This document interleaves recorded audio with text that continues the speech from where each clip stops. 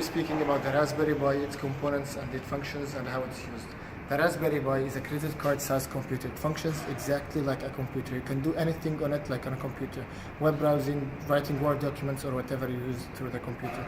The Raspberry Pi is connected to a monitor and a keyboard and a mouse using these 4 USB ports. There's also Ethernet port for internet. There's a HDMI port to be connected to the monitor, and this port is for the power supply. The Raspberry Pi has its own operating system where it should be uploaded on the SD card, and the SD card is placed in this place. Then it runs its own operating system called Noobs. The Raspberry gives a chance to all people to get access to programming languages like the Python and the Linux. The Raspberry Pi also connects to the outer world using these GPIOs. These GPIOs gives the orders and the functions from the program you made inside the Raspberry to the outer system. You can connect anything to the GPIOs, a sensor, actuators, a whole system, like in our project or whatever you do. You connect to these GPIOs and you give the function to that system using the program you did inside the Raspberry Pi. That's it.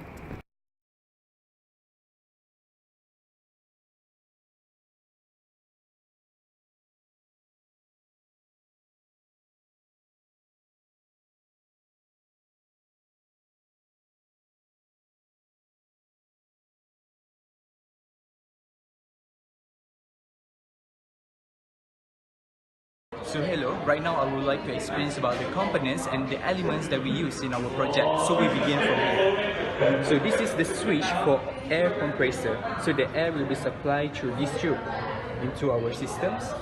And here we have the PLC. So the in front one is the PLC output and the back one is the PLC input. We also have the most important element here, which is the conveyor belt. So the conveyor belt is running by the motor that is located at the back of the conveyor belt. So as you can see at the bottom there is the conveyor motor. And we also have the proximity sensors. Proximity sensors A and proximity sensors 2. We have 2 of the proximity sensors. And here is the tube that we channels the ping pong ball down into the box. And here is the box. At the back of the PLC or the system, there are also located the relays. So we have relays A and relays B. Here we have the actuating cylinder. We have the solenoid that is connected with the valve. And here is the breadboard that is being connected with a lot of resistors. Okay, hello. Today I'm gonna talk about the wiring of our project. So for the proximity sensor, we have 3 wire, which is we have 2 proximity sensor and 3 wire, which is blue, black, and brown. So blue will go to the ground. Black will go to the GPIO and the green one will go to the power. So power from the sensor will go to the overall power that will from PLC. The black GPIO will go to the breadboard first and later connect with resistor, and it will go to the GPIO in the Raspberry Pi. So the blue one will direct to the ground and to the ground of the PLC. So next, for solenoid, we have 2 wire, which is the power and the ground of the solenoid, and the GPIO of the solenoid. So the rate of the solenoid, and we have 4 solenoid here, 1, 2, 3, and 4. So all 4 power of the solenoid will go to the power. Will go to the connector here. The connector here will directly connect all the power with the PLC 24 volt. Okay, next for the control of the solenoid, which we will connect to the GPIO, the black one. So we have 4 control of the solenoid, 1, 2, 3, and 4. The 4 of the controller will go to the circuit interface here. So here we have solenoid 1, solenoid 2, 3, and 4. So the solenoid we connect it with a male to female jumper. 4 male to female jumper only for the solenoid, so we'll directly connect with the Raspberry Pi here. Okay, next is relay motor. Here you can see here we have 2 relay here which control the conveyor belt movement here. So we have 2 relay motor here and 4 wire, which are 2 for power and 2 for control. So the control once again will go to the GPIO in Raspberry Pi. So I show you which the power go. The 2 power from the relay will go directly to the connector here, which the connector here also get the power from the PLC here. Next, the controller, same as the solenoid, will go to this interface also. So one relay will be here and one relay will be here. So the controller is for this one. For this relay A, we go to the Raspberry Pi using a male to female jumper wire, and other relay also we use the same jumper wire male to female and connect directly to the Raspberry Pi here. So I'm going to be explaining about how this entire setup is basically going to work. So this is the box in which the ping pong balls would drop into. This is the first proximity sensor, we call it sensor A. This is the second proximity sensor, we call it sensor B. So when this red switch over here is pressed, the conveyor will start to move the box from the left to the right until it reaches the first sensor, which is sensor A. Here the sensor gets activated. This actuates the cylinders, allowing 3 ping pong balls to drop into the box. Then the box will continue to move towards the right until it reaches sensor B. Here sensor B gets activated and the cylinders are actuated, allowing another 3 ping pong balls to drop into the box. After that, the box will continue to move towards the right until this black switch over here is pressed. And once this black switch over here is pressed, the conveyor will now move the box in the opposite direction, which is from right to left. So the box will start moving until it reaches sensor B. Here, sensor B gets activated and the cylinders are actuated, allowing 1 ping pong ball to drop into the box. And then the box will continue to move towards the left until it reaches sensor A, and here another ping pong ball drops into the box. After that, the box will continue to move towards the left until this red switch over here is pressed. And once this red switch over here is pressed, the entire system is terminated and the whole movement stops. So there will be a total of 8 ping pong balls dropping into the box. Thank you. I'd like to explain about the coding of the project. So we have to import the Raspberry function as the GPIO. GPIO stands as General Purpose Input and Output, and we also have to input the time function. So we have to write here import time. So before we go into the process, we have to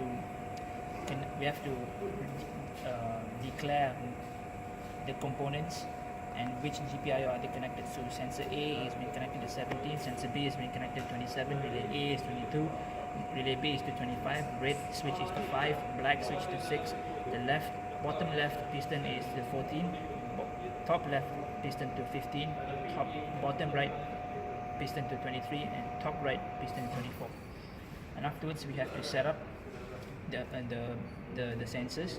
So output means it's sending the message in, and it's receiving the message. Okay, so now we are going to the process. So the process here is that we are using a while loop. So when we use a while loop, we will create an infinite loop, right? So when GPIO input red switch is true and GPIO input black switch is true, then the conveyor will now move to right.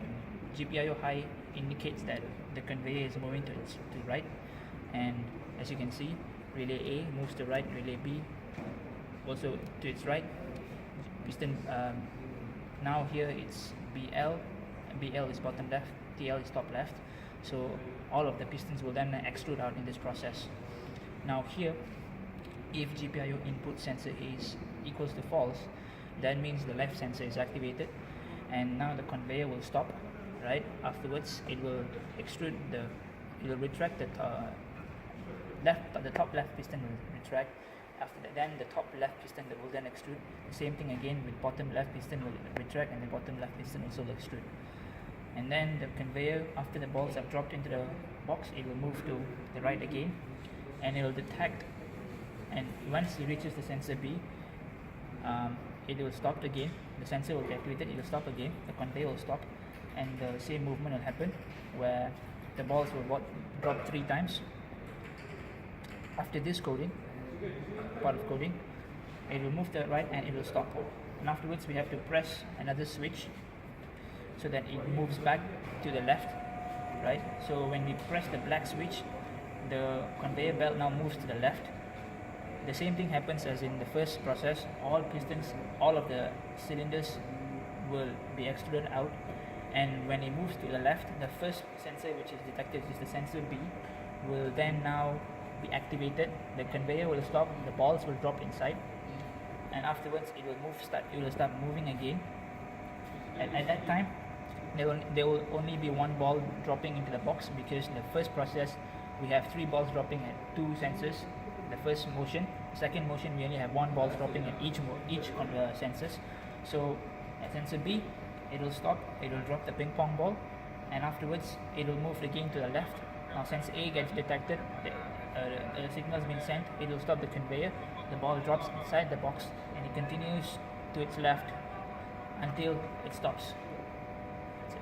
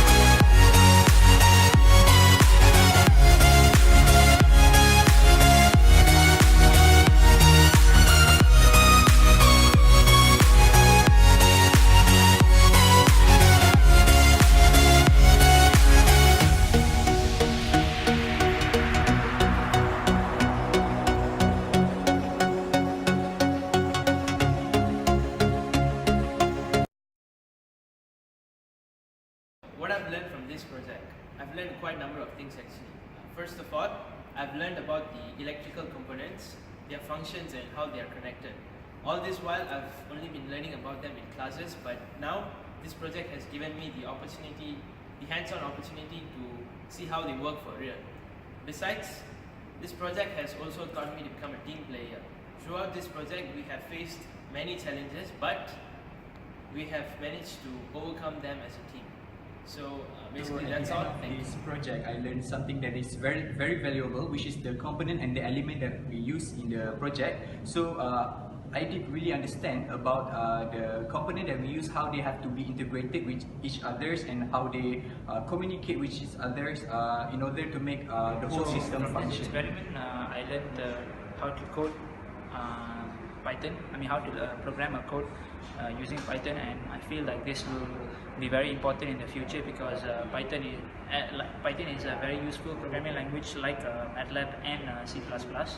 And I hope that I can use these programming skills in the industry. The wiring for this group project. So what I've learned from this is how to do a wiring for a bigger component. Before this, I do a project with Arduino and mainly a smaller component such as other sensors. But this one is we use a wiring to do a wiring with a bigger component, bigger power source and others.